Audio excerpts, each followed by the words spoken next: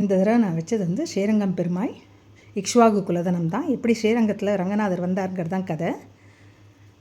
பிரம்மாவுக்கு வந்து விஷ்ணு உபதேசம் பண்ணுறாராம். ஓம்ங்கிற பிரணவ மந்திரத்தை சொல்லி கொடுத்தாராம். அவர் தவம் பண்ணிகிட்டே இருக்கிறச்சு பண்ணிவிட்டு அதுக்கப்புறம் வேதங்களெல்லாம் படைச்சாராம். அப்போ வந்து மது கைடபன்னு 2 அரக்கன் வந்து அந்த வேதங்களெல்லாம் அபகரித்து கொண்டு போய் பாதாளத்தில் ஒரு குதிரை ரூபத்தில் வச்சுட்டாங்களாம். அதை வந்து பெருமாள் கிட்ட முறையிட அவர் ஹயக்ரீவரா மாதிரி அவர் போய் வேதங்கள்லாம் காப்பாற்றி எடுத்துன்னு வராராம். அதுக்கப்புறம் பிரம்மா வந்து உயிர்களெல்லாம் படைக்கிறாராம். எல்லா உயிர்களுக்கும் ஒரு முடிவு இருக்குங்கிறத புரிஞ்சுட்டு இவர் வந்து ஓம்ங்கிற பிரணவ மந்திரத்தை தவம் பண்ணிகிட்டே இருக்காராம். அப்போ பெருமாள் வந்து ஓம்ங்கிற பிரணவ மந்திரத்தோட அஷ்டாட்சர மந்திரத்தையும் சேர்த்து பண்ணு அப்படின்னு சொன்னாராம். அவர் தவம் பண்ணிகிட்டே இருக்காராம். அந்த தவத்தை பார்த்து மெச்சி அவருக்கு பார்க்கடல்லேருந்து பெரிய ரங்கவிமானம் அப்படியே தோன்றித்தான். அதில் அவரே ரூபமாக இருக்காராம். என்ன நீ இவர் இதை வச்சே நீ போட்டு ஆராதனை பண்ணிக்கலாம் அப்படின்னு சொல்லிட்டு அவர் ஆராதனை பண்ணுற வரையெல்லாம் சொல்லி கொடுத்தாராம். பிரம்மா என்ன பண்ணாராம், ரொம்ப சந்தோஷப்பட்டு உள்ளே போய் பார்த்துட்டு அதை அப்படியே கொண்டு போய் சத்தியலோகத்துக்கு எடுத்துன்னு போய் அங்கே வந்து தேவர்களுக்கெல்லாம் காமிச்சாராம். சூரியன் முதலான எல்லா தேவர்களுக்கும் சொல்லி கொடுத்தாராம் எப்படி ஆராதனை பண்ணணும்லாம். மெயினாக வந்து சூரியன் தான் வந்து ஆராதனை பண்ணுறதுக்கு எல்லா வழிகளையும் சொல்லி கொடுத்தாராம்.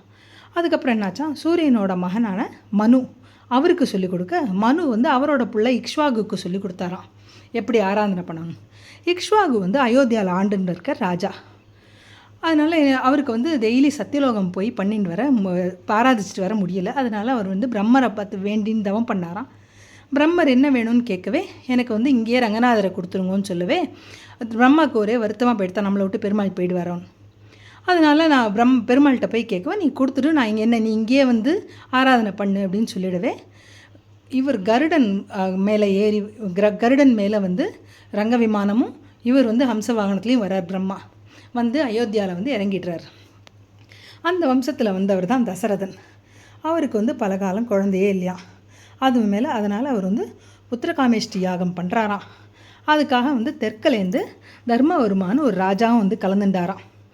அப்போ வந்து ரங்க விமானத்தில் இருக்கிற பெருமாளை பார்த்துட்டு ரொம்ப சந்தோஷப்பட்டாராம். இவர் வந்து நம்ம ஊரில் இருந்தால் நன்னா இருக்குமே அப்படின்னு யோசிச்சாராம். அப்படியே காலம் போக தசரதனுக்கு வந்து குழந்தை பிறந்து தான் ராமன் பிறந்தாராம். ராமன் பிறந்ததுக்கப்புறம் அவர் அங்கே வளர்றார். அவருக்கு கல்யாணம் ஆகுது. அதுக்கப்புறம் அவர் காட்டுக்கு போகிறார். அதுக்கப்புறம் அனுமார் வந்து சீத்தைக்கிட்டேருந்து கணையாழி வாங்கிட்டு வரார். ராமன் லக்ஷ்மணனால் அனுமார் தூக்கின்னு போகிறார். இங்கே பாலம் கட்டி ராமேஸ்வரத்துக்குலேருந்து பாலம் கட்டி அவர் வந்து லங்கைக்கு போகிறார். லங்கைக்கு போனோடனே விபீஷணனுக்கு வந்து சரணாகதி ஆறுது. விபீஷணன் அவரோட போர் போட மாட்டேன்னு சொல்லவே இவருக்கு ராமன் லக்ஷ்மணன் அனுமார் ஜாம்பவான் சுக்ரீவன் எல்லோரும் இருக்கும்போது சரணாகதி ஆகிடுறது. அதுக்கப்புறம் 2 பேருக்கு போர் நடக்கிறது. அதுக்கப்புறம் இங்கே வந்து இப்போ திருப்பி அயோத்தியாவுக்கு வந்து இவருக்கு பட்டாபிஷேகம் ஆகுது.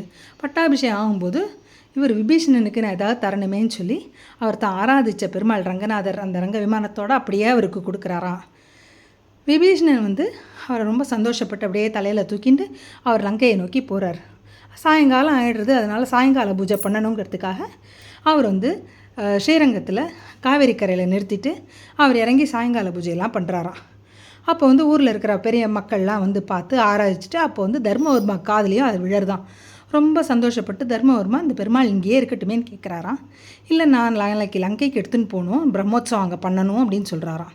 நான் இங்கேயே எல்லா ஏற்பாடுகளும் பண்ணித்தரேன்னு சொல்லிட்டு தர்மவர்மா வந்து அங்கேயே எல்லா ஏற்பாடையும் பண்ணித்தராராம். பிரம்மோத்சவம் அருமையாக நடந்துதான். 10 நாள் கழித்து அவர் வந்து அந்த ரங்க விமானத்தை தூக்க முயற்சிக்கிறாராம். முடியவே இல்லையா.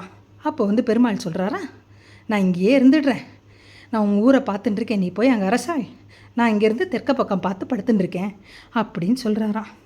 அதனால தான் ஸ்ரீரங்கத்தில் பெருமாள் வந்து தெற்க நோக்கி இருக்கார். நம்ம அதுலேயும் இங்கே தெற்க நோக்கி தான் இருக்கார். ரங்க விமானத்தோடு இங்கேயும் வந்து இறங்கியிருக்கார். இதுதான் சொர்க்கவாசல். இதுதான் ஸ்ரீரங்கத்தில் பெருமாள் வந்த கதை. இது மிச்ச கொலு பொம்மைகள் எல்லாம் வச்சுருக்கோம். தேங்க்ஸ் ஃபார் வாட்சிங். ஹாப்பி நவராத்திரி.